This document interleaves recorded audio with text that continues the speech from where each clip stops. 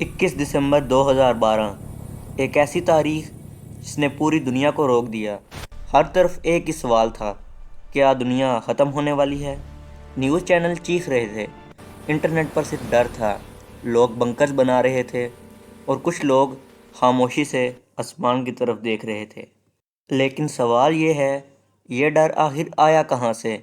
کیا یہ صرف ایک افواہ تھی یا پھر کسی پرانے علم کی غلط فہمی؟ یہ کہانی شروع ہوتی ہے امریکہ کے جنگلات میں، جہاں صدیوں پہلے کچھ لوگ صرف ستاروں کو دیکھتے ہی نہیں تھے بلکہ وہ انہیں سمجھتے تھے۔ تو چلیں ویڈیو کو شروع کرتے ہیں۔ سوچئے، بنا ٹیلیسکوپ کے لوگوں نے ایک ایسا نظام بنایا جس پر ہم ابھی بھی حیران ہیں۔ یہ صرف میتھ نہیں تھی، یہ ایک پاور تھی۔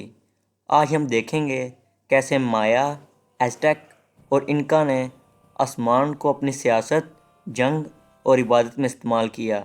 میکسیکو کے جنگلوں میں وقت صرف گزرتا نہیں تھا، مایا نے ایسا سسٹم بنایا جہاں پر ہر دن کا مطلب تھا، ہر سال کی قیمت تھی اور ہر غلطی کا انجام۔ یہ سسٹم تھا لانگ کاؤنٹ کیلنڈر، ایک سیدھی لائن جو ہزاروں سالوں تک چلتی اور 2012 تک پہنچتی۔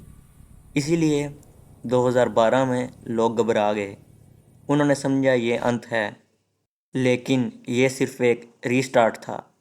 لیکن سوال یہ ہے، اگر یہ صرف وقت تھا تو مایا نے اسے جنگ کے لیے کیوں استعمال کیا؟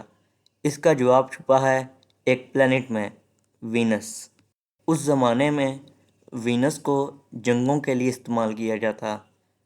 وینس نے جنگوں کی قسمت لکھی۔ مایا نے وینس کا 584 ڈیز کا سائیکل نوٹ کیا، ایسی ایکوریسی سے کہ ہم بھی حیران ہیں۔ جب وینس اسپیسیفک الائنمنٹ میں آتا، آرمیز موبیلائز ہوتی اور صرف ایک پلینٹ فیصلہ کرتا کہ کب لڑنا ہے۔ صحیح ٹائمنگ نے پاور کو جنم دیا اور غلط ٹائمنگ نے شہروں کو برباد کر دیا۔ اب بات کرتے ہیں دی ایزٹیکس پر، جن کا ماننا تھا کہ سورج ایک زندہ چیز ہے۔ یہاں ماننا تھا اگر سورج رک گیا تو سب کچھ ختم ہو جائے گا۔ ایزٹیکس کے لیے یہ سوال نہیں تھا کہ قربانی کیوں دی جائے، سوال یہ تھا کہ کتنی دی جائے، کیونکہ ان کے لیے سورج زندہ رہنے والی چیز تھا اور ہر زندہ رہنے والی چیز کو خوراک چاہیے ہوتی ہے۔ ایزٹیک مانتے تھے جب یونیورس بنا، دیوتاؤں نے اپنی جان دی تاکہ سورج چل سکے، اور اب انسان کا فرض ہے کہ اس قرض کو ادا کرے، اور اس فرض کے ذریعے بنا ریچول سیکریفائز۔ ان کے نزدیک ایسٹرونومی، کیلنڈر اور پالیٹکس سب ایک دوسرے سے جڑے ہوئے تھے۔ جب ایکلپس ہوتا، جب سورج یا ستارے غلط وقت پر ظاہر ہوتے، تو ڈر صرف عوام میں نہیں ہوتا بلکہ حکمران بھی گھبرائے ہوئے ہوتے۔ اسی بات کو لے کر ان کا ایک بڑا ریچول تھا، کوزمک بیلنس کو ریسیٹ کرنا۔ اور یہ ریچولز رینڈم نہیں ہوتے تھے، ڈیٹس کیئرفلی سلیکٹ ہوتی تھی، نمبرز ریپیٹ ہوتے تھے اور ہر قدم کیلنڈر کے مطابق اٹھایا جاتا تھا۔ اب بات کرتے ہیں ان کے شہروں پر۔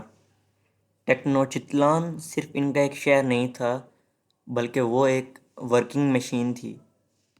ٹیمپلو میئر کا ایکسس سورج کے پاتھ کے ساتھ الائنڈ تھا۔ صبح کے پہلی روشنی کا گرنا صرف خوبصورتی نہیں تھی، وہ ایک کنفرمیشن تھی کہ یونیورس ابھی بھی ایزٹیک کے ساتھ ہے۔ سوال یہ نہیں ہے کہ وہ غلط تھے یا صحیح، سوال یہ ہے جب زندگی اور قسمت کا فیصلہ آسمان کرتا ہو تو انسان کیا کرتا ہے؟ اب بات کرتے ہیں امریکہ میں بسی ایک اور دنیا، دی انکا کے بارے میں۔ اندیز کے پہاڑوں میں جہاں سانس لینا مشکل ہو جاتا، وہاں انکا نے آسمان کو دیکھا، لیکن باقی سب سے بالکل مختلف۔ جہاں باقی سویلائزیشن روشنی کو دیکھتی تھی، انکا نے اندھیرے کو پڑھا۔ ان کے لیے ستارے کہانی نہیں تھے بلکہ ان کے بیچ کا خلا اصل کہانی تھا۔ ویسٹرن اسٹرونومی نے ستاروں کو جوڑا ہے، انکا نے ستاروں کو چھوڑ دیا۔ انہوں نے ملکی وے کے اندھیرے حصوں میں شکلیں دیکھی جیسا کہ للاما، سانپ، لمری۔ یہ ڈارک کنسٹیلیشن کوئی امیجینیشن نہیں تھی، ان کا انہیں زمین پر موجود جانوروں، فصلوں اور موسموں سے میچ کرتے تھے۔ جب آسمان میں للاما کی شکل ابھرتی تو زمین پر اصلی للاما کا بریڈنگ سیزن شروع ہوتا، یعنی وہ آسمان کے فیصلوں پر چلتے تھے۔ ان کا کے لیے آسمان اور زمین الگ چیزیں نہیں تھیں، وہ ایک ہی سسٹم کے دو چہرے تھے۔ اب آتے ہیں ساؤتھ امریکہ کے ملک پیرو میں۔ یہاں اندس کے بلند پہاڑوں میں دنیا کا سب سے حیرت انگیز جگہوں میں سے ایک ماچو پچو موجود ہے۔ ماچو پچو کوئی عام شہر نہیں ہے، یہ انکا امپائر کا رویل اور سیریمونیل سینٹر تھا، ایک ایسی جگہ جہاں صرف خاص لوگ آتے تھے، جیسا کہ بادشاہ، پریسٹ اور ایسٹرونومرز۔ جگہ 15 سینچری میں بنائی گئی جب انکا امپائر اپنی طاقت کے آخری دور میں تھا۔ اس شہر کو ایسے ڈیزائن کیا گیا تھا کہ یہ شہر سے زیادہ ایک لائیو آبزرویٹری ہو۔ ہر دیوار، ہر رستہ، ہر پتھر آسمان کے ساتھ الائن تھا۔ سوال یہ ہے، آخر اس شہر کو اتنی اونچائی پر کیوں بنایا گیا؟ جواب سمپل ہے، جتنا قریب آسمان اتنی واضح اس کی زبان۔ ماچو پچو کے بیچ ایک پتھر ہے، انتیخواتانا، مطلب ہے سورج کو باندھنا۔ سوچئے ایک پتھر جو وقت اور روشنی کا مرکز ہو۔ سولسٹائس پر جب ایک سال کا سب سے اہم لمحہ آتا، سورج کی روشنی اس پر گرتی، ایک شیڈو لگ بھگ غائب ہو جاتا، جیسے وقت خود رک گیا ہو۔ یہ کوئی جادو نہیں تھا، یہ سالوں کی آبزرویشن، پریکٹس اور ایک پبلک ریچول کا نتیجہ تھا۔ لوگ ان لمحوں کو دیکھتے، تبھی سب کو یقین ہوتا کہ دنیا صحیح چل رہی ہے۔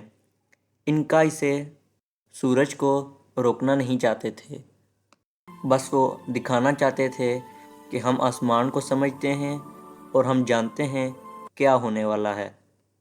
انکا نے ایسٹرونومی کو فلسفی نہیں بلکہ ضرورت بنایا۔ ان کے لیے ملکی وے ایک ندی نہیں تھی بلکہ موسم کی خبر دیتی تھی۔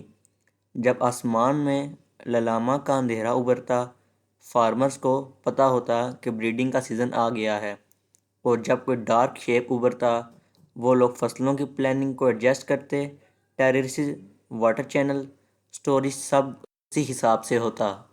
وہ لوگ کیوپا کے ذریعے فصل کا ریکارڈ، ٹیکس کا حساب، ریشنز اور روڈ شیڈیولز رکھتے۔ انکا کا امپائر تلوار یا گھوڑے پر نہیں بلکہ انفارمیشن پر چلتا تھا۔ مایا نے وقت کو ناپا، ازتیک نے سورج کو کھلایا، اور انکا نے اندھیرے کو پڑھا، اور اسی طرح ان سب نے اپنے امپائر کو چلایا۔ 3 الگ طریقے لیکن نتیجہ ایک ہی۔ انسانی سوسائٹیز نے آسمان سے مطلب نکالا، وہ ختم ہو گئے۔ اسپینش انویڈرز اور کلائمیٹ سٹریس نے ان کی دنیا بدل دی، مگر ان کا علم ابھی بھی وہاں ہے، پتھروں میں، گنے ہوئے شیڈوز میں، اور ان طریقوں میں جو دنیا کام میں لیتی ہے۔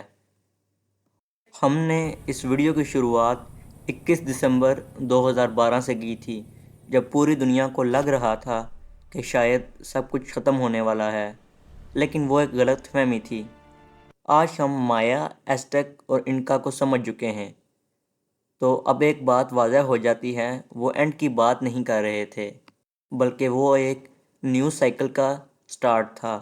اگر آپ کو یہ ویڈیو پسند آئی ہو تو ویڈیو کو لائک کریں، چینل کو سبسکرائب کریں، اور میری پرانی ویڈیوز جا کے ضرور دیکھیں، مجھے امید ہے وہ بھی آپ کو پسند آئیں گی۔ ملتے ہیں نیکسٹ ویڈیو میں، تب تک کے لیے اللہ حافظ۔